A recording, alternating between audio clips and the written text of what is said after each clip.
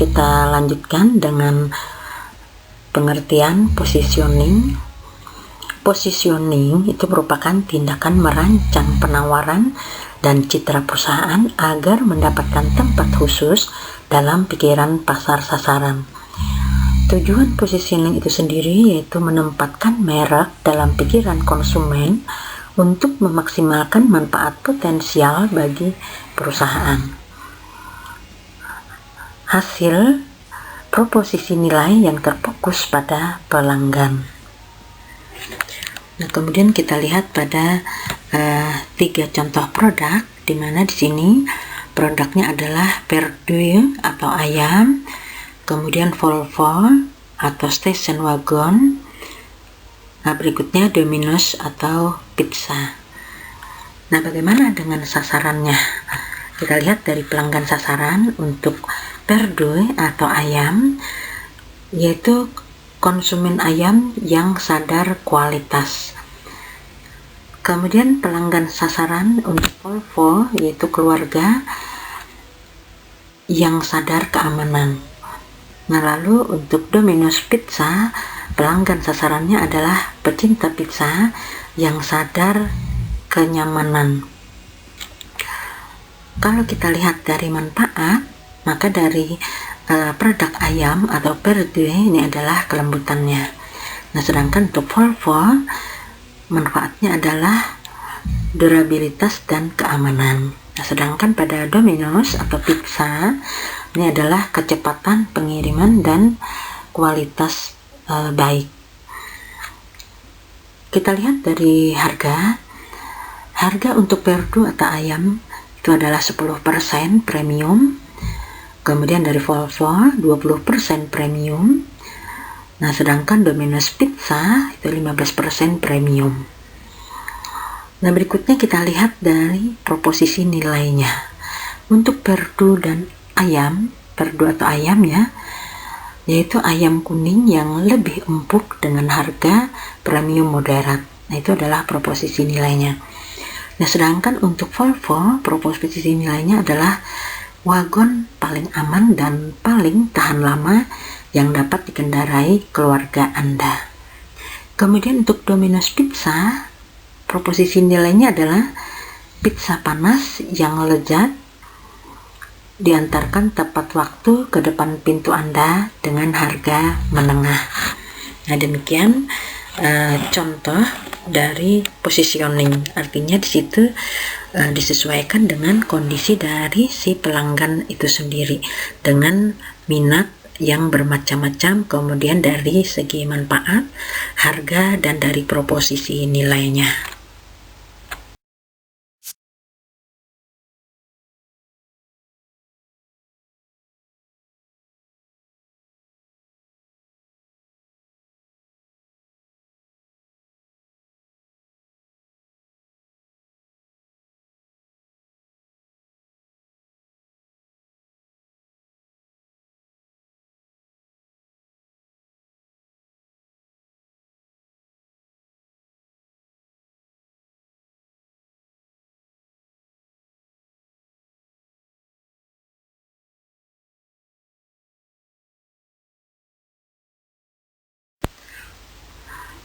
Baiklah, berikutnya yaitu strategi positioning keanggotaan kategori, di mana produk atau sekumpulan produk dengan mana suatu merek bersaing dan yang berfungsi sebagai pengganti dekat.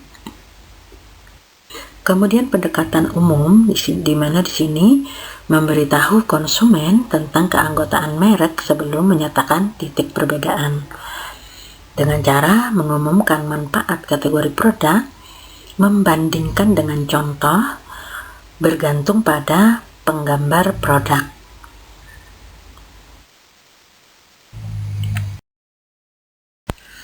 Berikutnya yaitu strategi positioning mengenai titik perbedaan atau POD. Point of differentiation atau POD itu adalah merupakan manfaat atau atribut yang secara kuat diasosiasikan konsumen pada suatu merek, dinilai positif dan diyakini tidak dapat ditemukan kesamaannya pada merek pesaing. POD harus mendemonstrasikan keunggulan yang jelas. Asosiasi bisa berupa semua jenis atribut, manfaat, atau emosi. Nah, misalkan saja produk Apple. Nah, ini adalah desainnya. Kemudian naik. Nah, di sini merupakan kinerjanya. Kemudian Lexus. Strategi positioning berikutnya yaitu titik varitas atau POP. Point of Variety atau POP itu adalah merupakan asosiasi yang tidak mesti unik untuk merek tetapi dapat dimiliki bersama merek lain. Titik varitas kategori, nah ini merupakan asosiasi yang dipandang esensial oleh konsumen untuk penawaran sah dan kredibel untuk produk atau jasa tertentu. Dengan kata lain, merepresentasikan kondisi yang diperlukan, tetapi belum memadai untuk pilihan merek. Tidak paritas kompetitif, nah ini merupakan asosiasi yang dirancang untuk menegosiasikan titik perbedaan pesaing.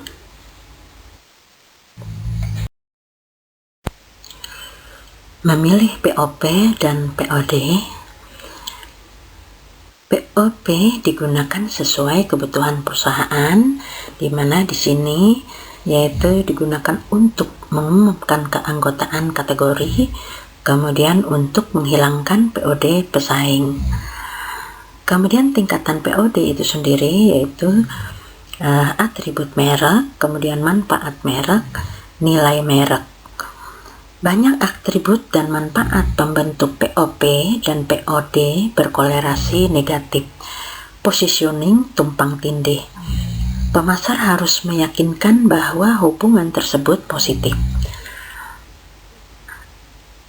Yang tampak di layar adalah contoh atribut dan manfaat yang berkolerasi negatif, di mana di sini harga rendah PS kualitas tinggi. Artinya di sini harga murah tetapi punya kualitas yang tinggi.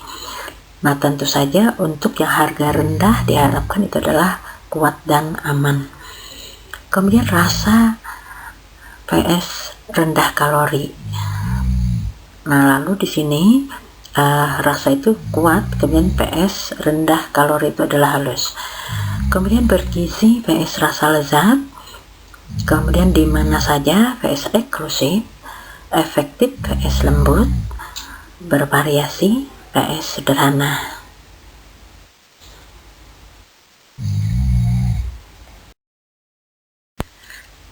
Baiklah, kita lanjutkan yaitu mengenai strategi diferensiasi.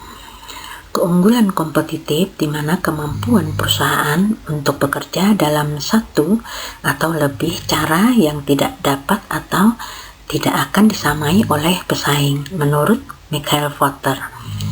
Keunggulan kompetitif harus bertahan lama. Keunggulan kompetitif diterjemahkan menjadi keunggulan pelanggan. Dimensi diferensial yaitu diferensial personel, Singapore Airlines, GE, Pizza Hut. Kemudian diferensiasi saluran, contohnya Indomaret, Alfamart. Berikutnya diferensiasi citra seperti Marlboro, Hyatt Regency.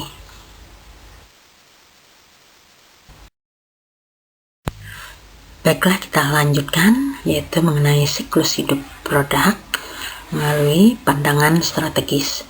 Yang pertama, produk mempunyai usia yang terbatas. Kemudian yang kedua, penjualan produk melalui tahapan berbeda-beda. Setiap tahap mempunyai tantangan, peluang, dan masalah yang berbeda bagi penjual. Yang ketiga, laba naik dan turun pada berbagai tahap siklus hidup produk. Yang keempat, produk memerlukan strategi pemasaran, keuangan, manufaktur, pembelian, dan sumber daya manusia yang berbeda dalam setiap tahap siklus hidup.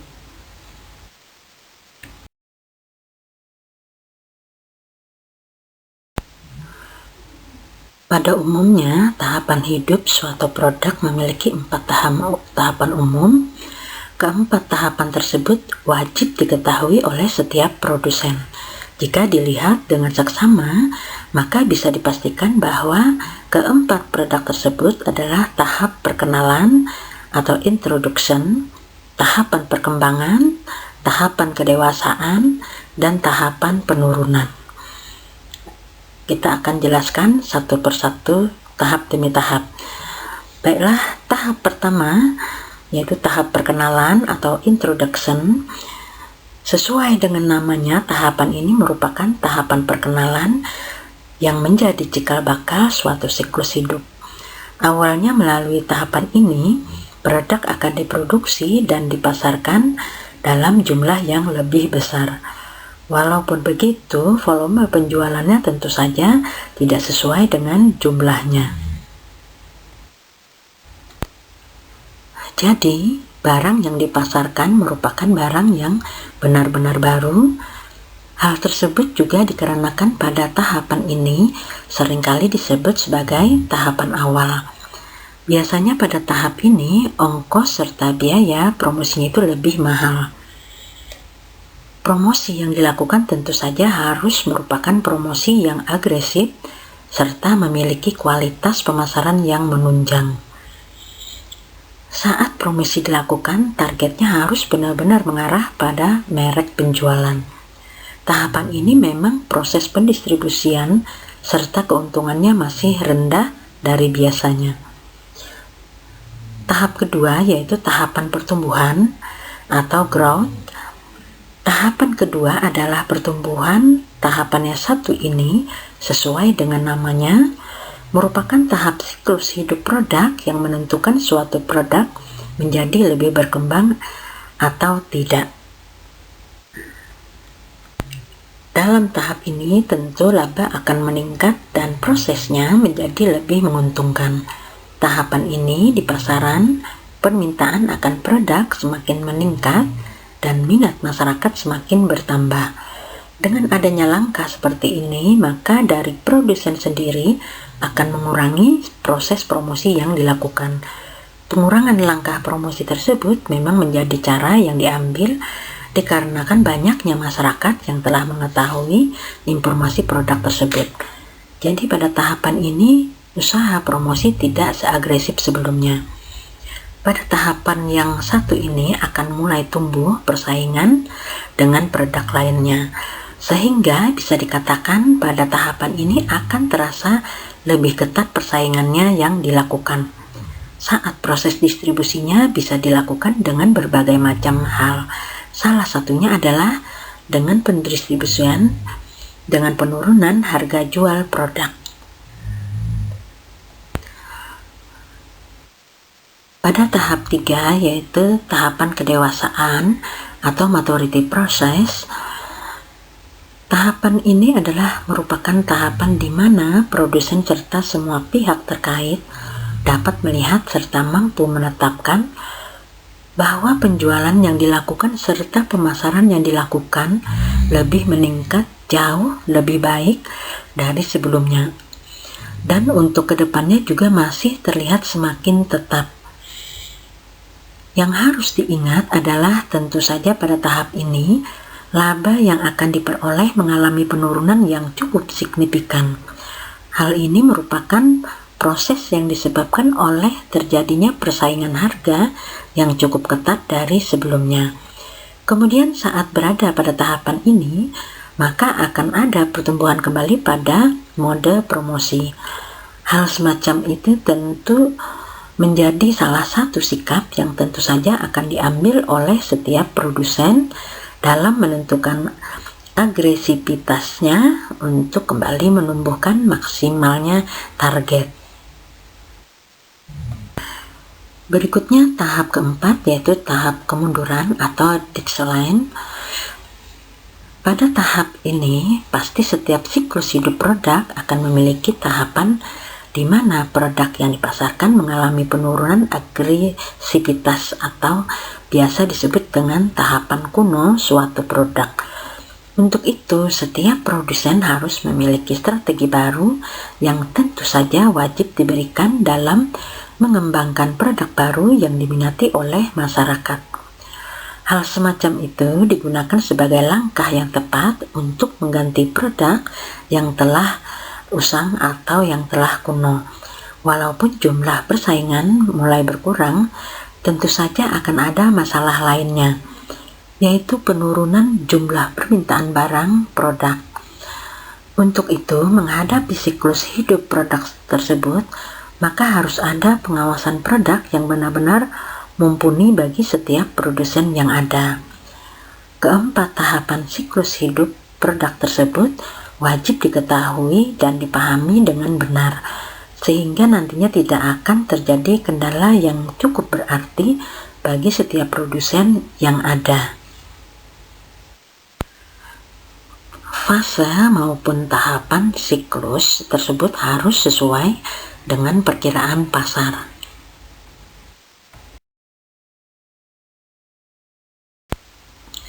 Oke, berikutnya yaitu mengenai siklus hidup, gaya, mode, dan fad. Ada 3 kategori khusus dalam siklus hidup produk, yaitu style, fashion, dan patch. Yang pertama yaitu style atau gaya. Nah, itu adalah merupakan mode dasar dan khas dari ekspresi yang muncul dalam bidang usaha manusia. Style atau gaya dapat bertahan selama beberapa generasi dan masuk dan keluar dari mode. Berikutnya yang kedua yaitu fashion atau style gaya yang diterima saat ini atau populer dalam lingkungannya. Fashion atau mode melewati 4 tahap: kekhasan, emulasi, secara massal, dan penurunan.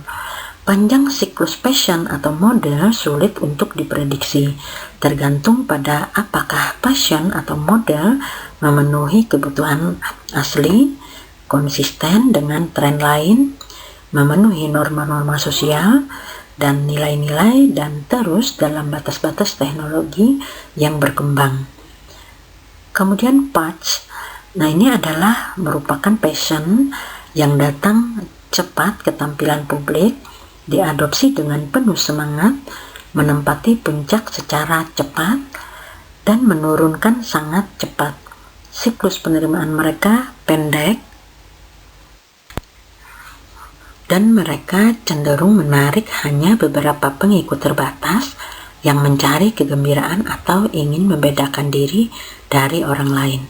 Para pemenang marketing adalah mereka yang mengenali patch di awal dan memanfaatkan mereka menjadi produk dengan daya tahan. Oke, kita lanjutkan ya. Nah, di sini pada gambar atau pada layar kalian di situ nampak terlihat ya.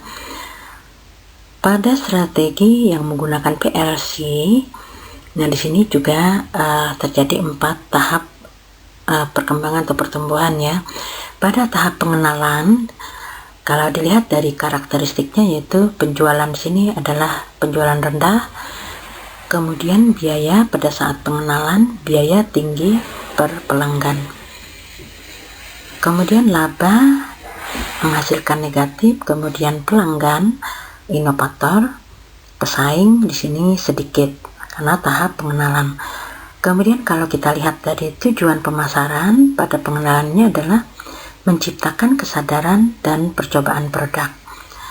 Kemudian untuk pengenalan, strategi yang digunakan adalah menawarkan produk dasar, kemudian menggunakan tambahan biaya, membangun distribusi selektif, membangun kesadaran produk di antara mengadopsi awal dan penyalur.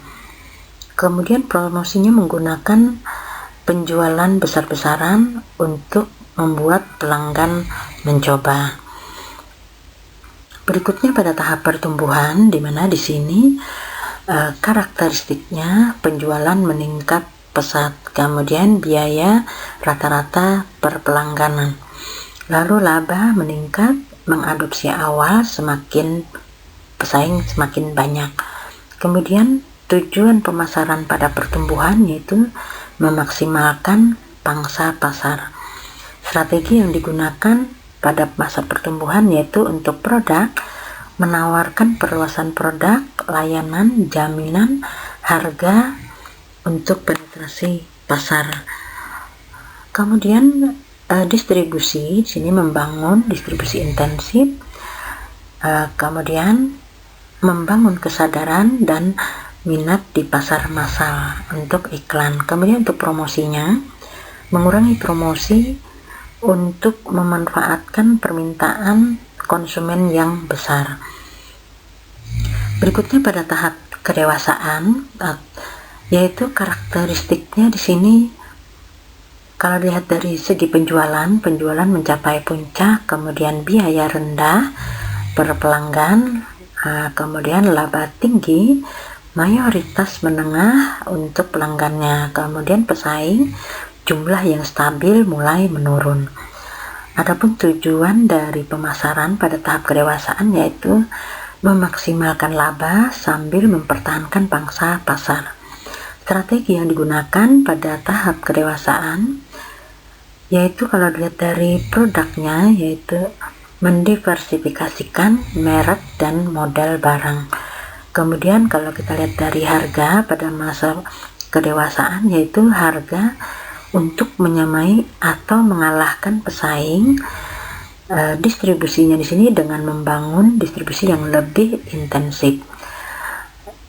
Iklan dilakukan dengan cara menekankan pada perbedaan dan manfaat merek. Nah, kemudian kalau dilihat dari promosi penjualan pada saat kedewasaan di sini naik ya, untuk mendorong agar pelanggan pindah merek. Nah, berikutnya yaitu tahap terakhir, penurunan.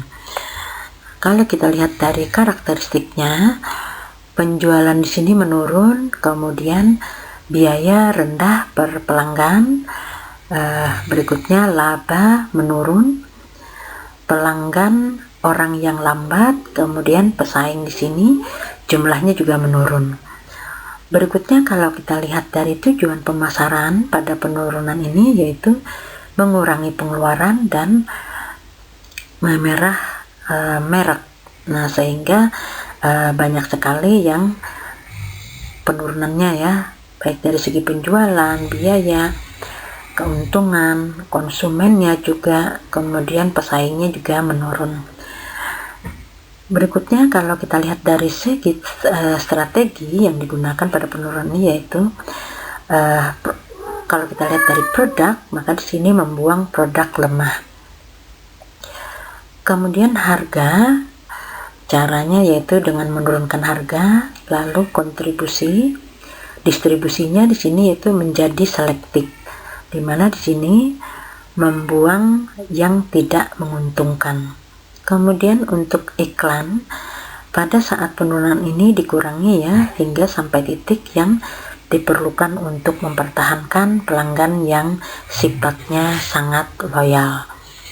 Kemudian untuk promosi penjualan pada penurunan, tentu saja di sini dikurangi ya, sampai pada tingkat maksimal atau tingkat minimal.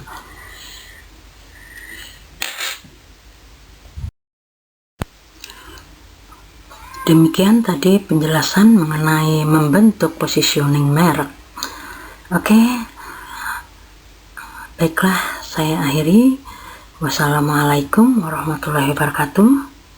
Jangan lupa like, share, dan subscribe video ini agar kalian tidak ketinggalan video-video berikutnya.